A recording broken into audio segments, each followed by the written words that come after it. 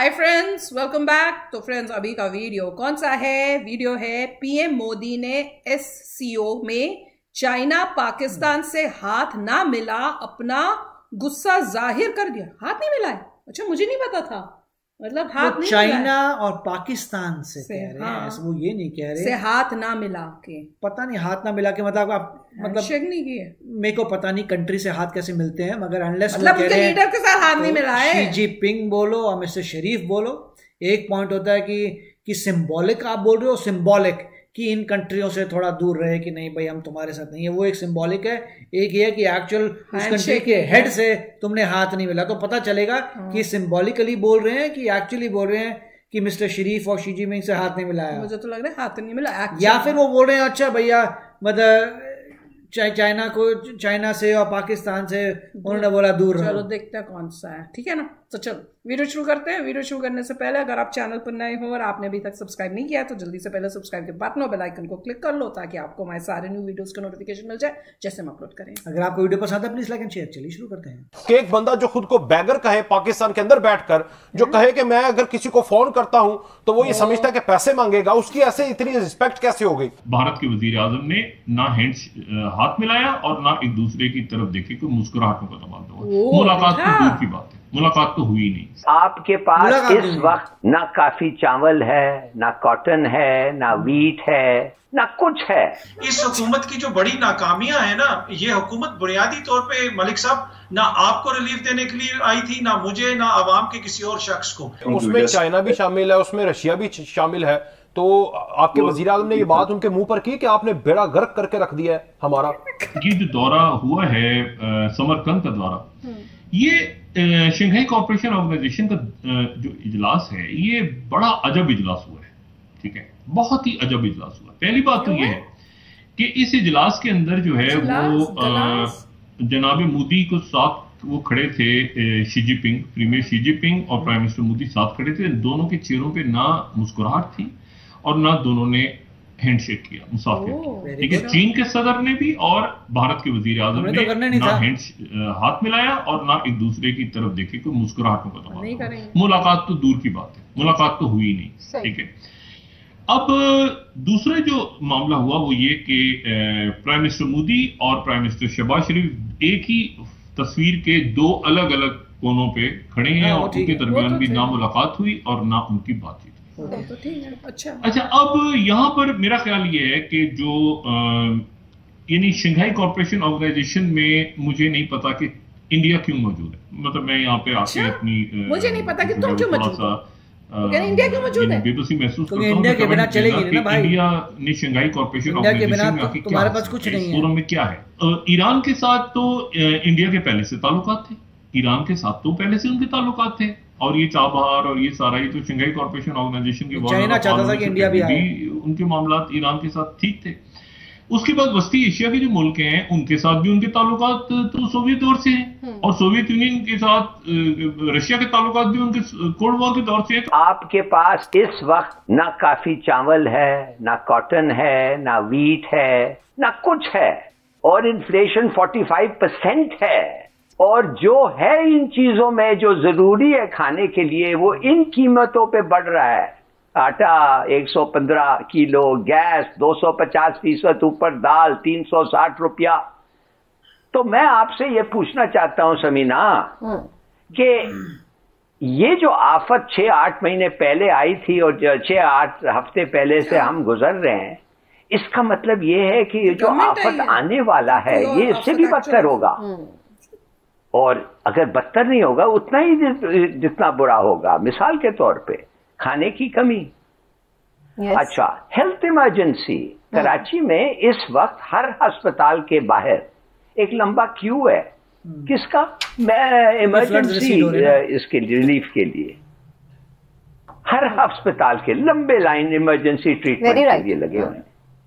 और आप देख रहे हैं कि अनएम्प्लॉयमेंट क्या है और मर्डर माने वो कत्ल और रॉबरी और उसका क्या हुआ है। तो मैं ये समझता हूं समीना कि ये जो गुजरे हैं और जो अब वक्त आने वाला है इसके लिए क्या होगा, मैं समझ नहीं आ रही है मुझे। क्या ये हमारा बिल्कुल टर्म खत्म हो जाए? हम इस वक्त $20 बिलियन डेफिसिट में है हर महीना। हम नहीं कमा सकते हैं, वी आर ब्रोक, हम बैंकक्रप्ट हैं, और हमें कोई पैसे नहीं, कैश नहीं दे रहा है। टेंट्स दे रहे हैं, खाना दे रहे हैं, वो कैश जो हम चाहते हैं वो अब तक नहीं आ रहा है, इंशाल्लाह वो आएगा। लेकिन कल से आप लोग या सारे मिलकर ये लगे हुए हैं कि शहबाज शरीफ वर्थ लिसनिंग नहीं है, उसको कोई नहीं सुनेगा, उसकी कोई रिस्पेक्ट नहीं है, वो जो मर्जी वजीर आजम हो, वो पाकिस्तान का नुमाइंदा है, पाकिस्तान बैठा हुआ है वहां पर। गजाला साहबा, देखिए, मैं कुछ चीजों से आपकी एग्री करूंगी और कुछ चीजों से आपके डिसएग्री भी करूंगी।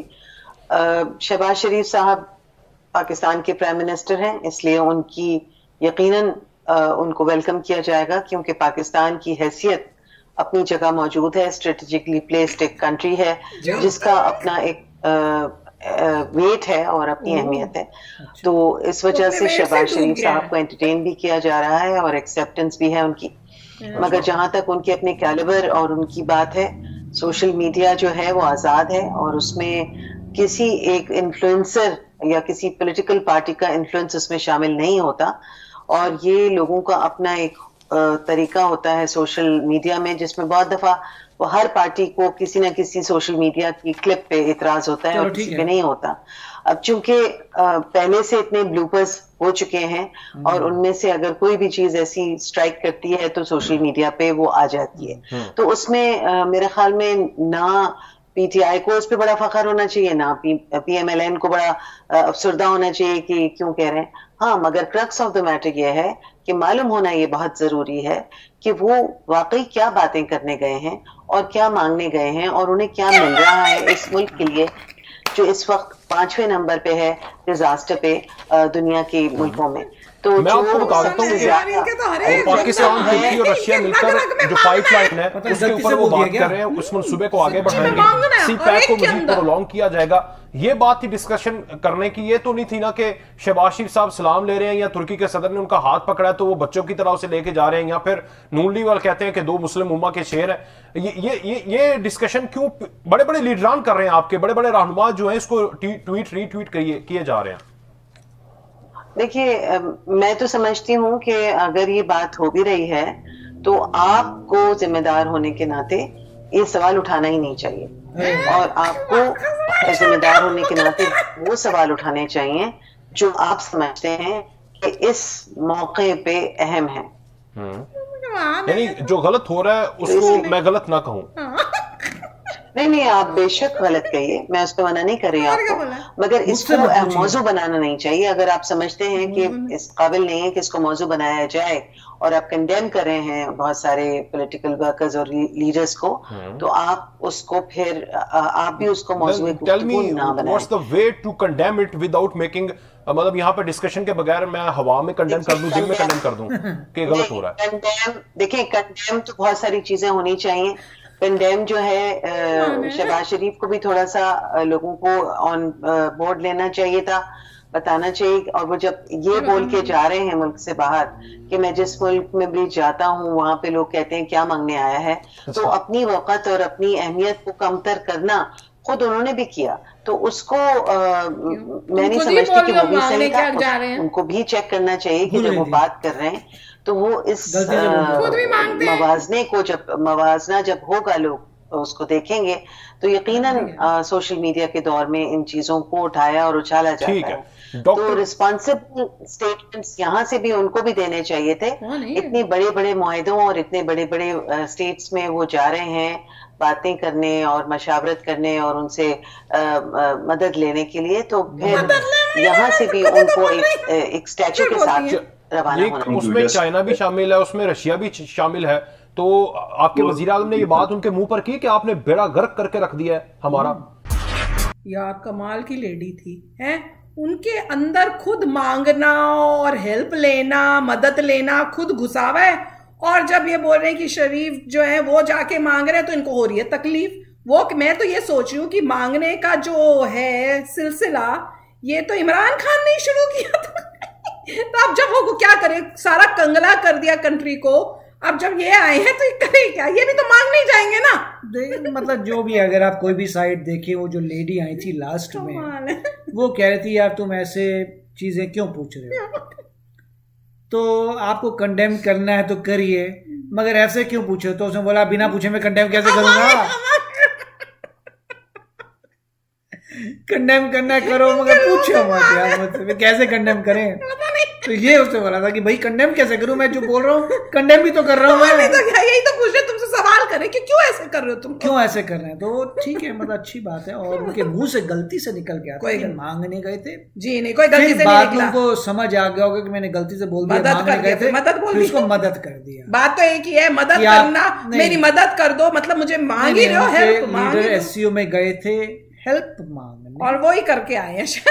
तो इस तरीके से है, ऐसा नहीं है कि मतलब हमें लगा था कि एससीओ बनाए मांगने के लिए नहीं है, हमें लग रहा था कि ये है कि वो जैसे कि बता रहे थे ना कि बनाई इसलिए कि सिक्योरिटी और उन सब चीजों हम नहीं कह रहे, उनके मुंह से गलती से निकल गया था। क्योंकि ये अजीब बात है कि मतलब कोई इतने सीनियर लोग वहां के ये कहें कि हेल्प के लिए गए थे, जबकि वो कुछ और ही बोल सकते थे। बट इस समय मुझे लग रहा है आपको इम्पोर्टेंट टॉपिक्स को डिस्कस करने के लिए जाओ। नहीं, मेरे को लग रहा है कि पाकिस्तान की सिचुएशन मतलब ऑब्वियसली ठीक नहीं है, और वो भी एग्री करते हैं ठीक नहीं, इसीलिए कह रहे हैं कि हेल्प के लिए। अब उनके साथ पास मांगने के अलावा अब कोई चारा नहीं।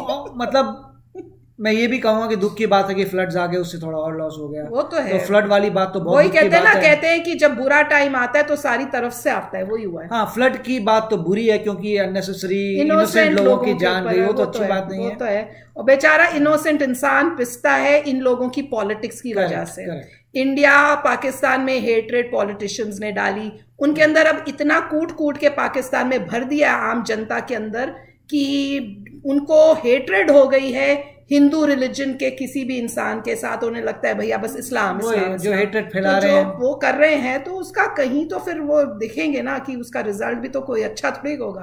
तो पर ये जो लेडी थी ये कमाल की थी, मांगना मदद करना, तो मतलब मेन पर्पस था जाने का इसमें कि भैया किसी तरह से हमें कुछ मिल जाए, हमें मांगेंगे हम और हमें मदद मिले। कमाल है। तो चलो फ्रेंड्स, चलते हैं, मिलेंगे नेक्स्ट वीडियो में बहुत ही जल्द। Till then take care and bye bye. तो अगर आप मेरे इस चैनल पे नए हो तो जल्दी से सब्सक्राइब के बटन को हिट करो और बेल आइकन को क्लिक करो, ताकि आपको मेरा जब नया वीडियो मैं लगाऊं आपको उसके बारे में जल्दी से पता चल जाए।